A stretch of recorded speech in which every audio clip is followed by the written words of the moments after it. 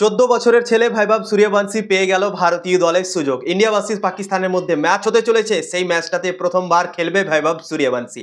তো rising star Asia cup হতে চলেছে এবং সেই এশিয়া কাপের জন্য ভারত 15 মেম্বার স্কোয়াডও ঘোষণা করে দিয়েছে।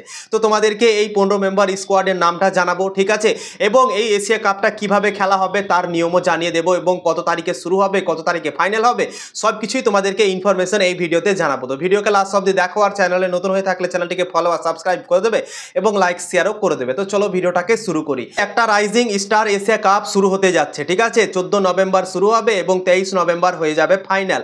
এবং এই টুর্নামেন্টটাতে টোটাল 8টা দল আছে। 8টা দলকে দুটো গ্রুপে ভাগ করা হয়েছে। তোমরা নিজেই এখানে দেখে নিতে পারো, ঠিক আছে। লিস্ট এখানে দেওয়া আছে দুটো গ্রুপের, তোমরা দেখে নিতে পারো, ঠিক আছে। তো এই 8টা দল খেলবে এই এশিয়া কাপে এবং T20 ফরম্যাটে হবে এই এশিয়া কাপটা, ঠিক আছে। এবং ভারতীয় দল এই এশিয়া কাপটার জন্য 15 মেম্বার স্কোয়াড ঘোষণা করেছে এবং 5 জনকে রেখেছে স্ট্যান্ড বাই। টোটাল 20টা প্লেয়ার ভারতীয় দলের সাথে যাবে এই এশিয়া কাপটা খেলতে। তো চলো তোমাদেরকে বলে দিচ্ছি এই এশিয়া কাপে কোন কোন প্লেয়ার সুযোগ পেয়েছে। 1 নম্বরে হচ্ছে প্রিয়াংশ আরিয়া। যে প্রিয়াংশ আরিয়া IPL 2025 সালে পাঞ্জাব কিংসের দল থেকে ওপেন করছিল, বাঁহাতি ব্যাটসম্যান, সেই প্রিয়াংশ আরিয়া সুযোগ পেয়েছে। 2 নম্বরে হচ্ছে ভাইভাব সূর্যবংশী। ভাইভাব সূর্যবংশী 14 বছরের ছেলে, দুর্দান্ত এখন ফর্মেও আছে, দারুণ ক্রিকেট খেলেছে এবং IPL 2025 সালে দেখিয়েছে, আন্ডার 19 ভারতীয় দল থেকেও দেখিয়েছে, দুর্দান্ত ক্রিকেট খেলেছে। এই প্লেয়ারটা খেলার জন্য এই এশিয়া কাপটা কিন্তু অনেক ভাইরাল হতে পারে, ঠিক আছে। সবাই কিন্তু দেখতে পারে, খাস করে ভাইভাব সূর্যবংশীর জন্য। তো ভাইভাব সূর্যবংশী 2 নম্বরে। 3 নম্বরে হচ্ছে নেহাল বাদেরা। 4 নম্বরে হচ্ছে নামানধীর, যে নামানধীর মুম্বাই ইন্ডিয়ান্সের দলে ফিনিশিংয়ের রোল করেছিল, সেই রামানধীরকে ভয়েস ক্যাপ্টেনও করে দিয়েছে এই দলের। 5 নম্বরে হচ্ছে রমনদীপ সিং, কলকাতা নাইট রাইডার্সের রমনদীপ সিং, অলরাউন্ডার, গান ফিল্ডার, সেই রমনদীপ সিং সুযোগ পেয়ে গিয়েছে ইন্ডিয়া এ দলে এশিয়া কাপে, ঠিক আছে।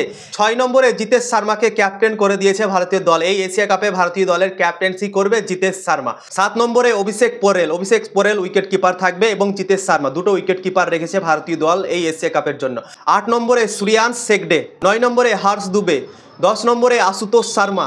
11 নম্বরে ইয়াশ ঠাকুর। 12 নম্বরে গুরপ্রীত সিং। 13 নম্বরে বিজয় কুমার বিশাখ। 14 নম্বরে উদ্বীর সিং চারাক।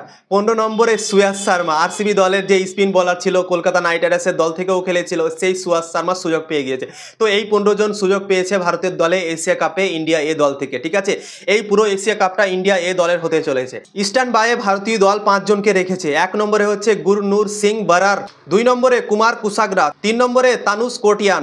4 নম্বরে সমীর রিজভি। 5 নম্বরে শেখ রাশিদ। তো এই 5 জনকে রেখেছে স্ট্যান্ড বাইয়ে। যে 15 জন সুযোগ পেয়েছে, সেই 15 জনের মধ্যে যদি কোনো সমস্যা হয়, চোটের সমস্যা হয়, তাহলে কিন্তু এই স্ট্যান্ড বাই থেকে নিয়ে নিতে পারবে 15 জনের স্কোয়াডে, তাদেরকে ভরে দিতে পারবে। তাই জন্যই এই 5 জনকে রাখা হয়েছে স্ট্যান্ড বাই।